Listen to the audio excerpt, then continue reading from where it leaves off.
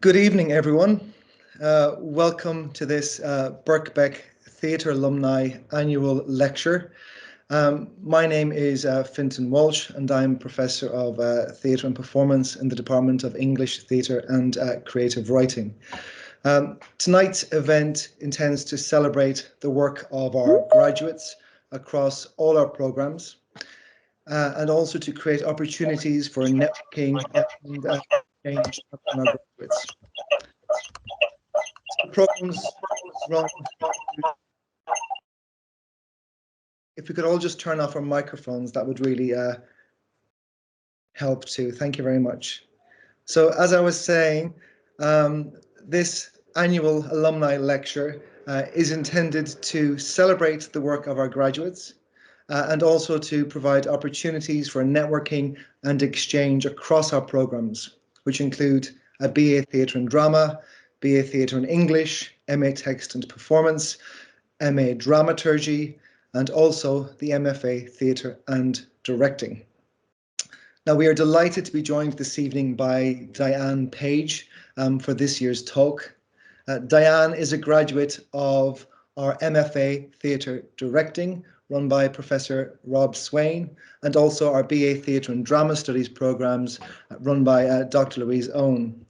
She was recently announced as the winner of the JMK Award for her production of Statements After an Arrest under the Immorality Act by Athol Fugard, which was produced at the Orange Tree earlier this year. And her other productions include Out West at the Lyric Hammersmith and as Associate Director, Ghost Stories, West End and on tour. So Diane's talk is going to focus on her approach to directing the production at the Orange Tree, and she's going to take about 30 minutes or so, and then we are going to open it up for conversation. So over to you, Diane, and you're very welcome back to us. It's really nice to be back as well. And thank you everyone for joining. I was going to make probably a bit of a rubbish joke about being as rock and roll as me on Friday night, but I think in the current climate it probably wouldn't be appropriate. So welcome and thank you for coming. As Fintan said, I trained at Birkbeck both on my BA with Vincent and Louise and Seda, and on the MFA with Rob Swain. During my second year, and I'll give you this bit of background before I go into the talk about statements, I was the resident as part of my MFA, resident assistant director at the Lyric Hammersmith. And that was the very first time that I had, I think, even been in a professional room, and was the first time that I had assistant directed professionally. And so Birkbeck means a lot to me because it allowed me to get involved in a world that in truth I never thought I would be involved in. So I am going to talk a little bit about a play I directed this year called Statements After an Arrest under the Immorality Act. It's kind of brilliant that I've even said that in order because I was often saying it out of order and I haven't spoken about it for a while. So yes, it's a play by Athol Fugard, and I'm going to talk about some of the processes throughout it. But ultimately, the main thing I'm going to talk about is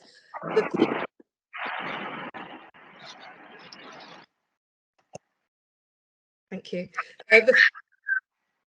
The thing that I was seeking throughout while I was making the piece, I was always seeking to make a play that was in conversation with now rather than mirroring a reality of now, and I wanted the audience to be part of that conversation.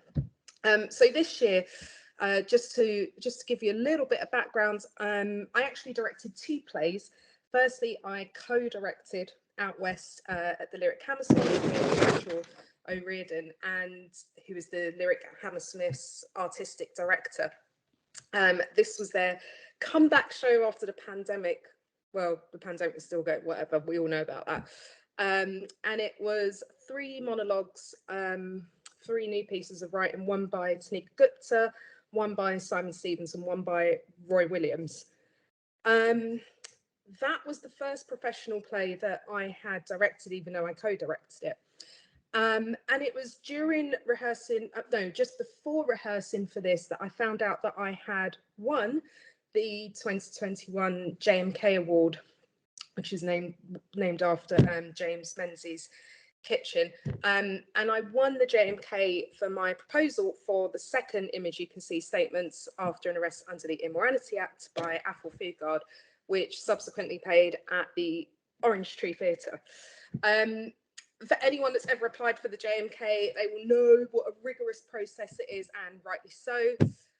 It was the first and only time I'd applied for it, and it meant that I could stage my second professional direct, although this time by myself. And for those that don't, that may or may not know, the JMK is an Emerging Directors Award that took a little longer this year because there was a break in between because of the pandemic. So I'm going to start talking about the play Statements, and I'll just call it Statements because I will say it around the wrong way. So it was a play written in 1972 by Athol Fugard, who is a white South African playwright. He often made work in collaboration with Black South African artists, and it was often critiquing the apartheid regime. He was exiled for it as well. So Statements is a play that centres around an interracial couple who are having an illegal affair. And after a nosy neighbour reports them to the police, they are arrested. The title is obviously a clue in that. At the time, there were many acts in South Africa that prohibited Black South Africans and white South Africans, and I'm sure we know this, but just to give some context, being in contact and certainly in romantic relationships. And there was actually an act called the Immorality Act, which banned this, that actually didn't stop until the euro was formed. And so you could face 7 years in prison if you got caught. And it's important that I say this because actually that was the start of the process for me. I felt a real... Oh, next slide, please, Louise. I'm going to avoid those next slide jokes. This question, why this story and why this story now? Well, this is always the first question that I ask myself before I start any process. I felt a deep connection to this play. It wasn't about academia for me or historical context. It was about feeling what my heart and soul was saying to me about this play. All of my backgrounds, being mixed race, being gay, being working class, being dyslexic, I always mention this stuff, not because I want to bore people about where I'm from, but because I want people to understand actually that influences the way in which I see the world, which is always present in my work. And so I'm going to talk a little bit about one of my approaches to this piece, which was truth, the literal reality. And what I wanted to create was the story of a Black man and a white woman who love hard in the dark, but inhabit a world where side by side a light will always be shone on them. And that was my starting point. So next slide, please, Louise. These were some early marketing images, statements. It's a bit of a strange story, actually, how I came up with it. And I should say that I like to be involved in the whole process. So not only in making the piece, I like to be involved in the marketing, etc., because I think it's always the first sign that I'm trying to communicate to an audience. I was out running one day and I saw some cracked turf, and what it reminded me of, it sort of hit me in my tracks, so to speak, was the sort of fragmented nature of human existence and our need for nourishment, and how as things separate, they can come back together. And I thought that was something that felt very like a very strong theme in the play to me. Water, or the need of it, or who has the right to it, is also a big theme. in the play. You know, these plays, it always feels to me, and this might seem also an obvious thing to say, are about us. And what I mean by that is what we bring to plays, why one of you guys could direct statements and it'd be brilliant and totally different to me. The line in the second image is a line from the play, which Errol, the man in the play, the black man, says, and it really, really helped unlock a lot of things to me about the play, and also gave me a direct link to racism now, and what it really means to be seen, and not just one group of people, all of us, and how none of us should be afraid to be able to stand in the light, because that's how we move forward. And this sort of featured in every part of the process, and was one of the angles that I looked at the play from. So at no point did I want to create a period piece. I thought that the play was asking different questions of us now. Next slide, please. I just wanted to shout out here some of my creative team, because I obviously didn't make this piece by myself. So my designer, Noel McKeever, Rajiv Patani, who did the lighting design, and Esther AJ. So from the beginning, all of us were on the same page with what we wanted to say about the piece. And I'm always super honest with my teams, and they're always super honest with me. But ultimately, what I'm always seeking is the truth of a scene, the truth of a sentence, the truth of a moment, and for everything to be telling the same story. So for this, the themes of race, love, surveillance, hence the stadium lights.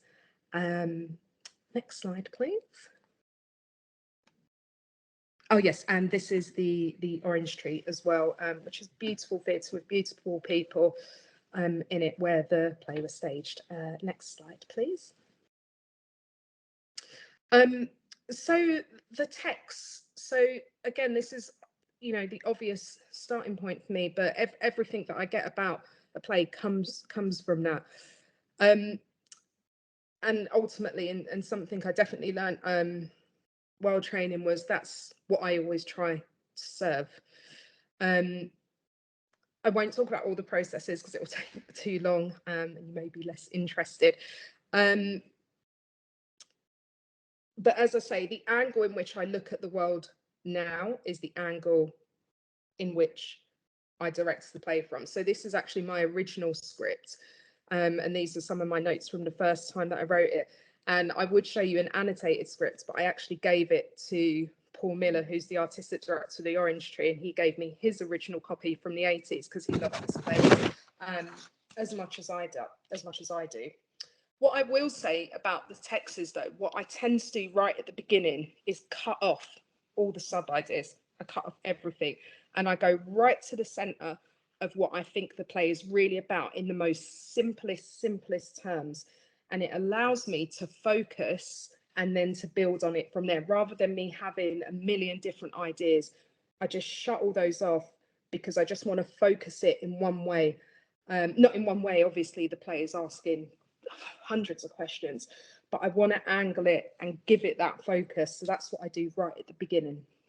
And ultimately, what that brings me to is what I think the central question of the play is. I'm not really interested in giving messages as a director. I just prefer to ask questions and continuously ask them. One thing that I loved about this play is I didn't ever feel like, although the sense to are the central characters are a couple who are in love, although some people say I don't think they are. They definitely were for me, because love is complicated. What I love about this play is it was never a romantic depiction of their relationship. It was about all the messiness, all the complications that we as humans create. Plus, when you have then the added thing of race, apartheid, it just gave it that extra intensity and high stakes. I'm going to talk a little bit about design now. So one thing I want to say before the design is I think that with the things we were talking about, I was just talking about now, I think it can be hard to express that sometimes in a naturalistic sense. So yes, so the offer from us was, and it will make sense when you see the design, from the designer and I, was we wanted the audience to engage in the world and the piece and not be able to ignore the hole in the space, as it were. So next slide, please. So about midway through the JMK process, directors have to pick a designer to start working with. And I met Noel McKeever, who was our designer on here, and we immediately had a shared creative language.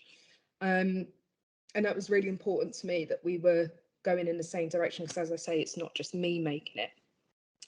For both of us, the play was screaming questions, and we wanted the scenography or the design to metaphorically illustrate those questions. The actual play, which is set in 1966, for the most part, is actually set in a library. Frida, the woman in the picture, actually works in a library, and it's where they conduct their affair. Although for us, we felt like, in terms of why this story and why this story now, we felt like the Orange Tree Theatre was enough of a nod to a library for that. You know, theatre, you come in, there's an order, you sit in your seat, you sit quietly. If you make a noise, someone will shush you, etc., etc. So what we were interested in was creating an intervention in the space. So for us, I'll quit the whole, we had various different names for it. So did a lot of people, I think, who were worried about it, but life goes on. So the whole for us represented a safe space for the lovers, but actually once they were out of it, it became a wound in the space which you could not ignore. Even coming into the theatre, it used to have barriers around it, like you could not acknowledge it. And that's sort of how we felt about the piece, in terms of historically, about what the story means now, and acknowledging the wounds of the historical past in order to move forward. It also encompassed some of the themes of the play, like gravity, black hole, black holes literally, etc., etc.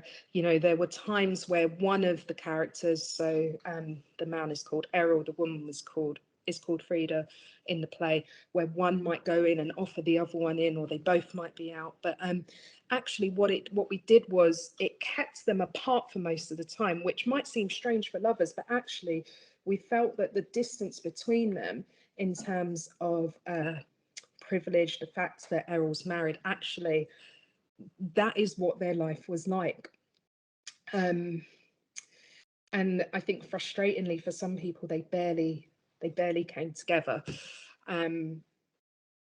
Yes, so this came about after one day I was rambling for about half an hour to Noel, the designer, and he drew a little picture and he was like, "Is that it?" And I was like, "Yeah, feels like a black hole. That's right. That's what it feels like." So yes, so this was also an example of the thing I was talking about at the beginning about truth v reality. There's been nothing wrong, of course, with setting this play in a library. Of course, I just didn't think that that could add to what I was interested in drawing out of the text, and drawing out of the two people's lives. These two people's lives, these amazing characters. I wasn't sure that would add anything, and a lot of people, I think, may have thought or may have said, but I won't say too much on that I'd created a big problem, or rather we'd created a big problem for our actors. But I always feel like the challenge is in the solution, and that no, that's the wrong way around. Sorry, there's my dyslexia. The solution is in the challenge, or the problem. There we go. That. And I felt like that in the end was as much a character as the rest of the characters, and works perfectly with the storytelling. So yes, and that comes back to my truth v literal reality, which is not my quote. I heard someone say, and I thought, yeah, that's how I feel. Next slide, please. So here would be a really good place to shout out these phenomenal actors. We had Shaq Taylor as Errol, Scarlett Brooks as Frida, and Richard Sutton as the police officer, the copper, Jay Dupriest. These actors were the most generous and giving actors. They were a really wonderful company, and really tremendous actors. And actually, from the beginning, we're on board with this idea of what the scenography meant and what it meant for the world, as opposed to a library. And what experience or what questions we were asking of our audience. Next slide, please. Oh, these are some more photos. So there was a moment where they just jump into the hole. Yeah, and these are certain moments, some photos that I really liked. All right, next slide, please. Oh, so going back to what I said about at the beginning about first impressions of the play and how that even filters through into marketing. So this was this idea for marketing came from me. I didn't shoot it, obviously, because I felt like in terms of the characters, I felt like one was always reaching for the light and wanting to be seen in the light, and I felt like one was always frightened too, and that was the kind of thing I wanted. It was the first part of the story that I wanted to start communicating to the audience. I mean, people take what they take from images, but that was the first thing I was going to do. Yes. And I felt that going back to the beginning of, you know, this is the story of what I said, even though that, yes, a light will always be shone on them, one wants to be free in the light and one doesn't. And then you have that central conflict between them. So yes, I don't know what the next slide is actually, Louise. What is it? Why this story? Why now? This is the question that I say over and over again, and that I've probably said about 20 times. So yes, those were my really sort of early broad thoughts about the piece. And what I wanted to say actually is that I was really fortunate, particularly in a pandemic, to be able to do this. And I want to be honest, because I think in this industry it can be hard. Obviously, it can be really difficult. It's full of disappointment, it's full of rejection, unemployment, all the while holding on to this thing that we love, theatre, which is why I think it's important to stay true to yourself as artists and the art you want to make. I can't tell you how many people try to dissuade me from some of the concepts, but I had to stay true to what I wanted to say, because why else tell a story?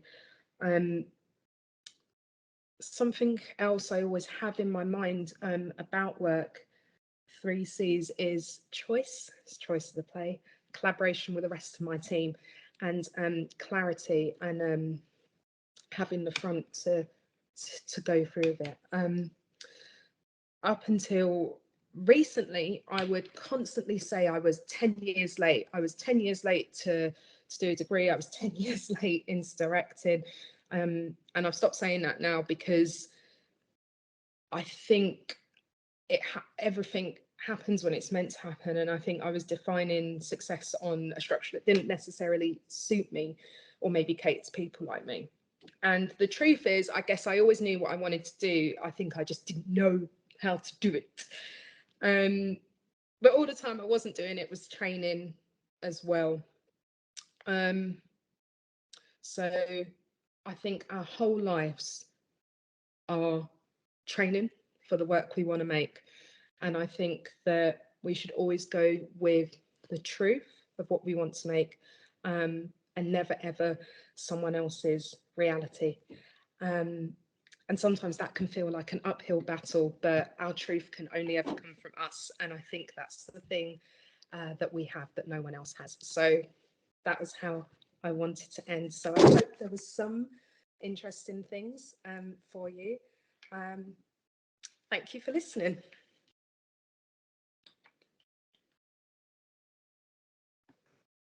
Thank you, Diane. That was really wonderful. We're giving you all silent claps. I hope you can see. Go just yet. Really, really extraordinary to hear you talk about the production. Especially given that I had the chance to see it myself during the summer, and of course also haven't seen you move through various courses at Birkbeck. I might just start with a couple of questions, if that's okay, and then we'll open it up to everyone else.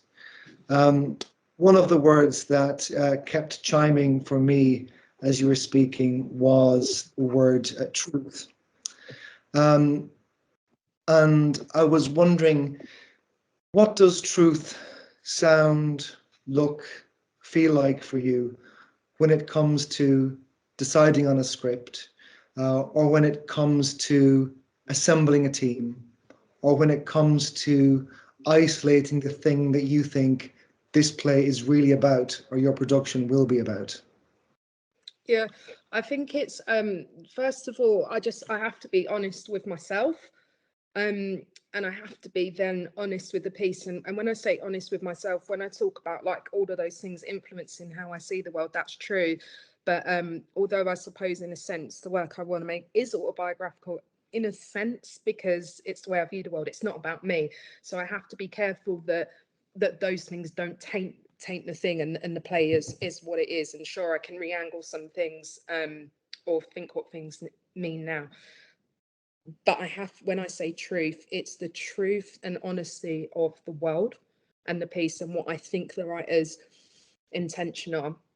And also that then extends out to the team and the actors, and for all of us to stay truthful with those themes and be able to approach them, I suppose, boldly and bravely, rather than shying away from it. I mean, the truth, I know it's a bit of a loaded word because everyone's got their version of the truth, but yeah, I think it's the truth of the play for me. And again, that truth for me might not be the same as it is for other people.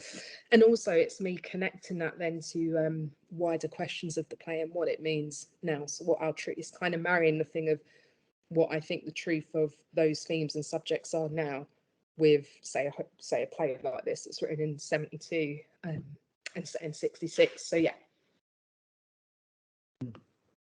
Thank you.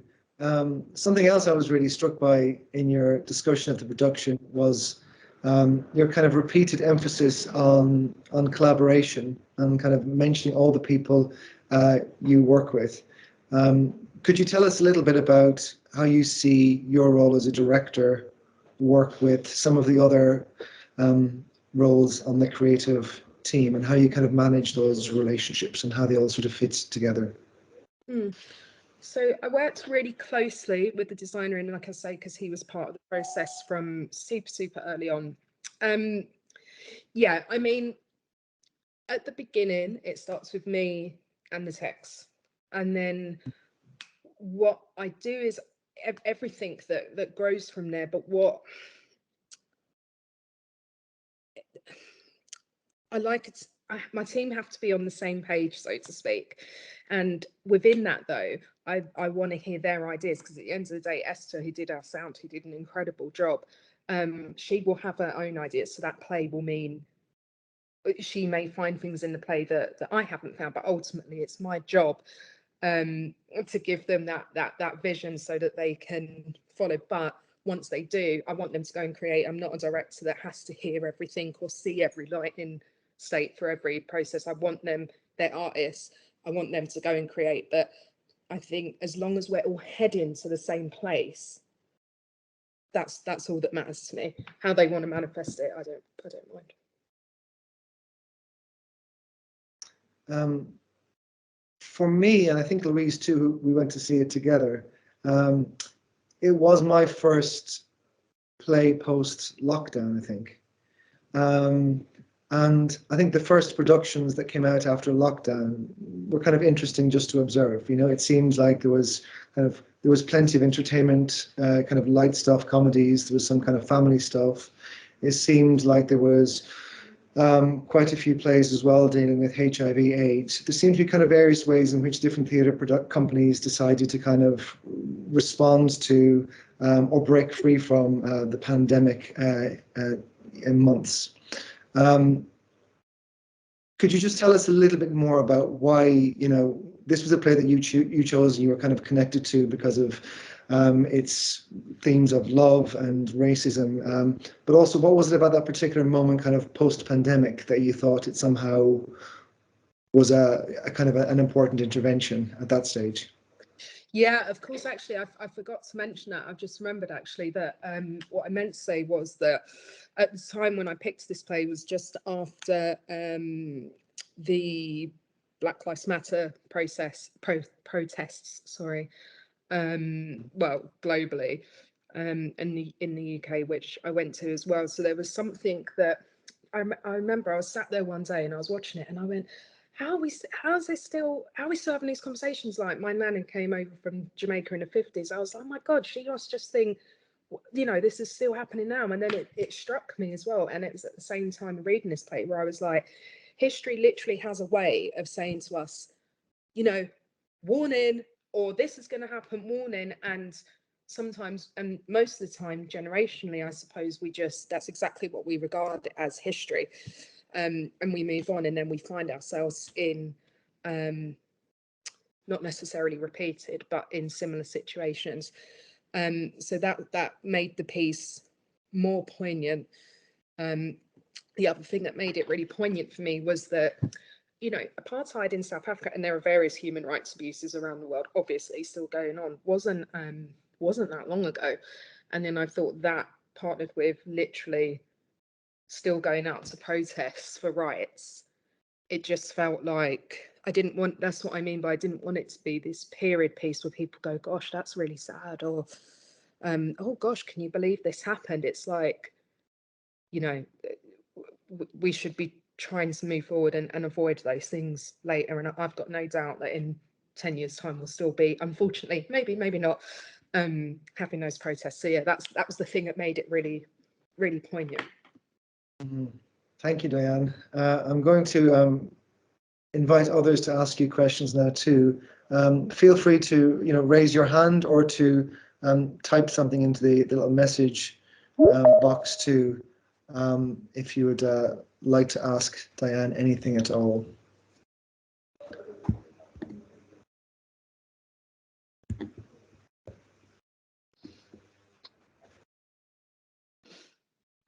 So Seda, and then Ryan.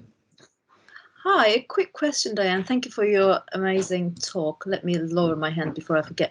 I think you briefly mentioned this, but I might have missed parts of it. So I'm quite interested in the in terms of the kind of the process of you know, Orange Tree kind of programming and you going there with this idea. So I kind of want to understand predominantly in relation to kind of helping our students. So if they have a project in mind, how do they approach a theatre? I mean, how did you approach that theatre? Did you choose a theatre, or what, was there a call? What was that process like? Did you choose that theatre because there was a specific programming that you were interested in, or maybe a previous relationship that you have developed with them? So yeah, any ideas on that I think would be very helpful. Thank you. So what I would usually do, so this one's a little bit different because it was part of JMK. So what happens is, because the JMK before it was partnered with the Orange Tree, JMK winners used to have their shows produced at the Young Vic, and then it changed to the Orange Tree. So the Orange Tree, as a building and organisation, are in partnership with the JMK. I think they're going to, I don't know actually if they're doing it again next year, but it means that the winning director of that award gets to have their play produced at that theatre. So that's how that happens. So I always knew it was going to be at the Orange Tree if I won. I didn't know if I was going to win. And we sort of designed it, well, Niall designed it for that. But out of that, in terms of starting conversations with buildings, like now, I feel like half of your life as a director is having conversations with artistic directors, trying to get them to come on board with you.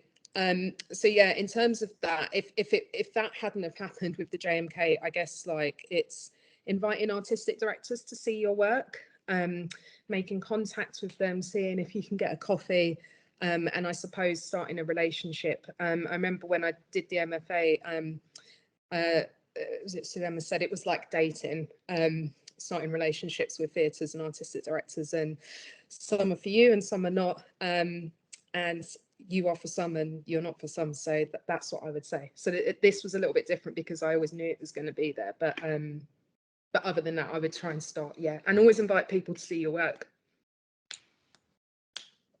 Thank you, Diane. That's great. Thanks. Thank you. So let's go to Ryan now. Thanks very much, Diane. This is great. Loving it. Thank you so much for taking time to tell us about your process. So I've got a question about the casting process, which I'm keen to learn a bit more about. Would you be able to elaborate on what you were looking for in the audition and what really made you want to choose the actors that you did for statements? Like, was there anything that stood out to you with those actors? What was it you were really looking for to capture for what was required for your vision? Yeah, yeah, thank you for that. I mean, ultimately what I was looking for was, it's really important to me that not only I have a connection to the piece, but that the actors do as well from the beginning. And I saw really great actors throughout, but there was something about the three actors that were in this that as soon as they read for it, I could feel an immediate connection, and they were honest with it. And so I knew that we would be able to create exactly what I wanted. And the truth is, sometimes you don't know exactly what you're looking for. You have an idea in your head, but and it's not to cop out, but sometimes when you see it, you go, oh my God, that's them, that's who it is. Which happened really quickly with these guys. So in terms of the casting process, I worked with a casting consultant who I gave my sort of outline of the characters, like character descriptions, and sort of what I was looking for. And then the casting director, casting consultant, and casting coordinator and I worked really closely together, and it was quite a lengthy process actually, working together before we even started auditioning. And we were auditioning at first on Zoom for obvious reasons, and then when we did the recalls, they were in person. So I suppose it was an extra difficult thing for actors, because they, you know, trying to communicate on screen is a totally different experience, obviously, to seeing an actor in person. So yeah, that was sort of how it happened. But the real thing was that I could see that they had an immediate connection to what they were saying. It's not an easy play to read. It's just written as one long scene. So yeah, that was it. Brilliant, thank you. Thank you, Ryan. Louise. Hello. Thank you so much, Diane, for this fantastic talk. It was so interesting. I've got millions of questions, but I'm going to restrict myself to two, if that's okay. The first of which is, can you tell us a bit more about the sound design? Because that was something, when in attending the piece, that was really powerful. I mean, the whole experience of the work was incredibly powerful, but the very subtle way in which sound was functioning within the performance as well was amazing. So sound design first, and then the other question that I have coming out of some of your observations in these questions is what's the role of intuition in your process as an artist? Yeah, I'm glad you asked about intuition as well. So sound design. So Esther AJ was our sound designer, and I swear to God, she is like a genius. It was the first theatre show she had ever designed for, and she wouldn't mind me saying that. And she was just brilliant. And she was, I really, the other thing I should have said is when I'm working with sound designers and lighting designers, I really like them in the room, in the rehearsal room, as much as they can be. Because I think that's also integral to where we're all going together. Esther created this sound design where you almost couldn't hear it, parts of it. And I know that sounds sort of nuts, but what I mean is you could feel it. And it would just be this sub going in the background that would be present. It was present for most of the play. And then all of a sudden she would take it away at moments of release. And only then would you realise, oh, was something on, or was it outside, or is a light left on? I don't know. Maybe not that. That's not fair. But I mean, what I meant was that it was so subtle, but had such, I think, a big effect that you definitely knew when it was taken away. Similarly to the design, she worked really closely with design, because similarly there was no literal sounds in the piece. It was all metaphorical, it was all symbolic, and that was in the same world and arena of what we were trying to create. And I think she did an incredible job. Yes, so that was a little bit about sound, but I will say she was in the room, I think maybe 3 times a week with me, sometimes more, just listening to all the conversations we were having, the actors and I. And in terms of intuition, I go with it a lot. Sometimes I just know that I've got to do something, or I know that something's got to go somewhere, or I know that that's what that means, even if I haven't been able to fully process it. Somewhere I'll know, and then it might make sense to me 2 weeks later. Actually, I was watching the play one day and I said, oh, that's why I did that, because that means that. And I had no idea why I sort of did this thing, but because something was saying, just do it. So yeah, it's really important to me, as much as obviously the prep and the research. I often think that your gut is only a confirmation of what you already know somewhere. So it's most of the time I go with it. Thanks, Diane and Louise, for that great question. Do you have any other questions coming through? We've one from Charlotte in the chat, actually, which I'll read out. And the question Charlotte has is, how did the play surprise you in rehearsal? Was there anything in the dialogue, subtext, or images thrown up by the actors which weren't what you expected, or even the mood? Yeah, there was a lot that surprised me. So I should say at the beginning of, there's two different things. So at the beginning of the play, it's quite sort of naturalistic, and then in the sort of second half, well, it's one act play, but it felt like it was in 2 halves. It sort of becomes more abstract, and it sort of surprised me then the amount of detail in the script, but no sort of detail in where exactly they were meant to be or what time it was. The other thing that really surprised me is, although I said, and this is true, when I read the play, that it wasn't an overly romanticized exploration of this couple, what actually surprised me was the amount, every scene can be like a game, but the amount of games that they were playing with one another. So and the effects they were trying to have on one another. And actually the twists and turns of that surprised me more than anything, because actually it was only in rehearsing and talking with the actors that we realized the relationship was so much more conflicted than what we'd realized at the beginning. And we knew it was in places, but actually the more and more we got into it, like for example, I said the lead guy is married, and you know, he's got a child and he walks an hour to get to her, and she's got lots of water and his town has no water, and it's just the amount of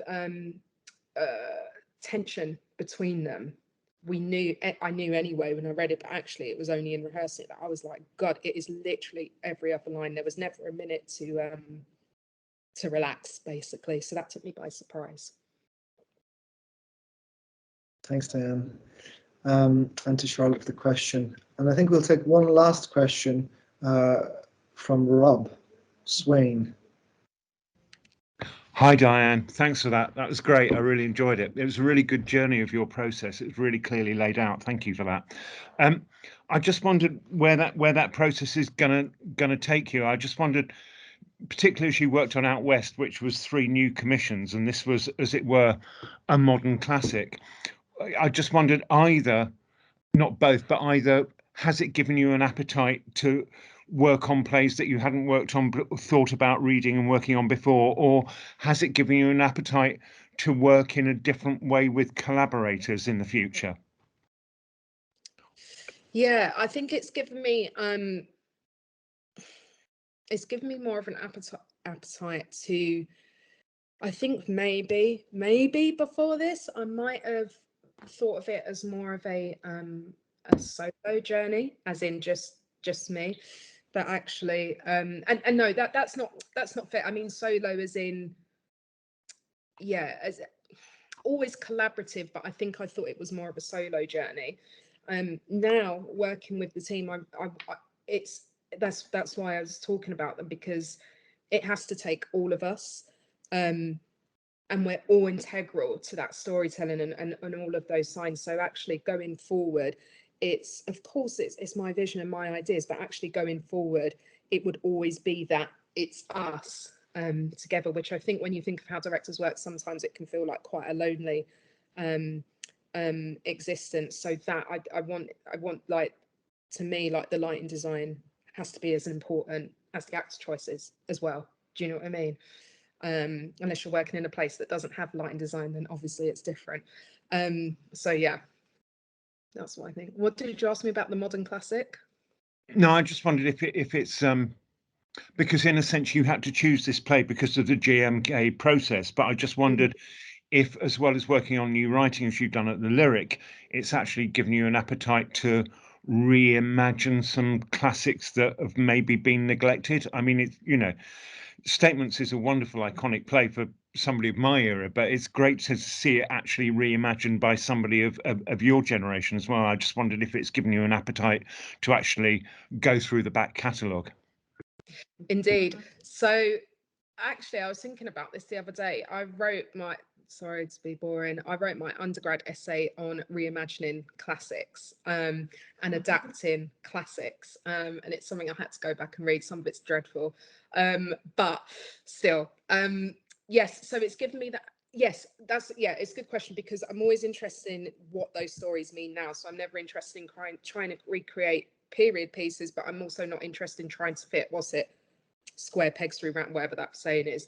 So yeah, it's given me an appetite to interrogate some classic, even more classic pieces, and think about what they might mean in the here and now. Yes, but I will say all the skills that I sort of acquired through working on new writing, I've taken into that. And although not pieces of new writing in a sense, I tried to treat classics like new writing. So like with Statements, I wasn't I didn't know the play particularly well before. I sort of knew it, but not really. So yeah, I've taken all those skills that I learned with new writing into even classics, and I try and treat them just like that as much as I can. Great, thank you. Thanks, Rob.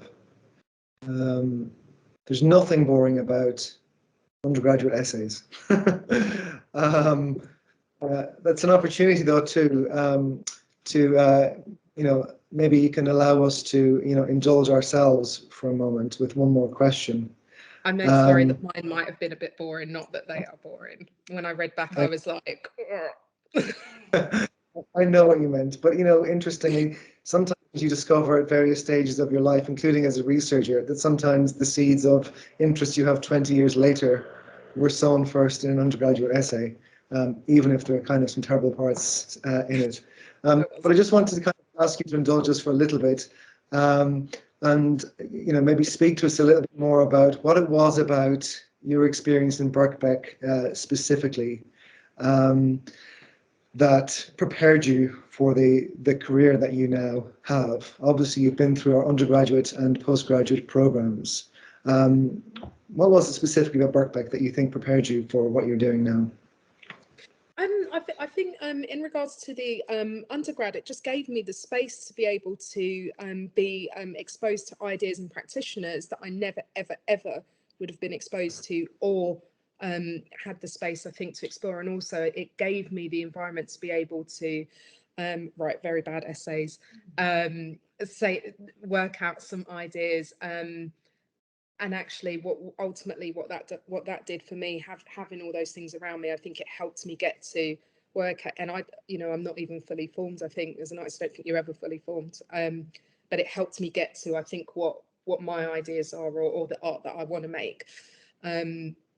Yeah, and then I think with being on the MFA, it allowed me to physically be in the world of theatre. So literally when I went to assist at the Lyric, but also it gave me really good prep for really interrogating actually what my ideas were, and actually what I wanted to say, and actually this is the really important thing, how I was going to communicate that to other people, whether that be ADs of a building or whether that be on stage. And it's kind of key, isn't it, communication? So that's what it did for me. And I guess it was just for me, and I went straight through, so it was like 5 years of studying, but it allowed me to be immersed in that world so that I could continue, and sort of gave me the green light for, yeah, this is it, this is what you want to do.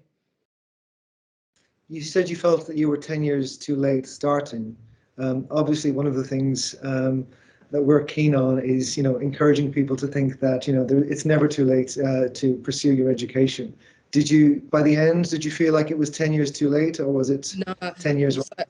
No, I've stopped saying that now. I used to say it all the time.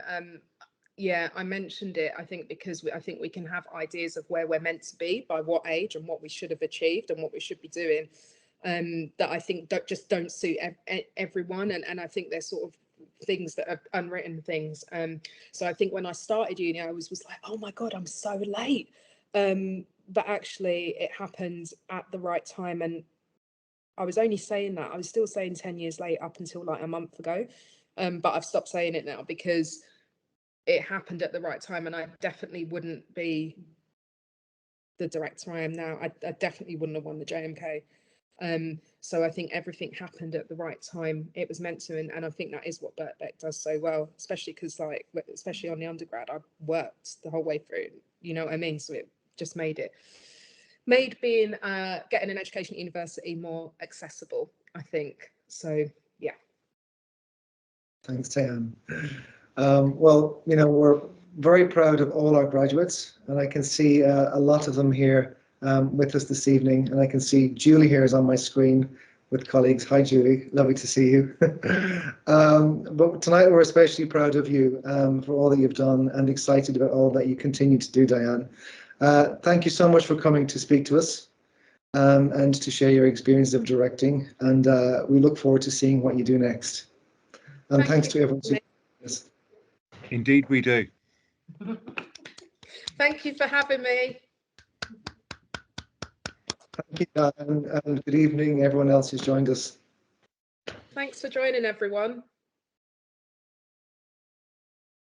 See you later.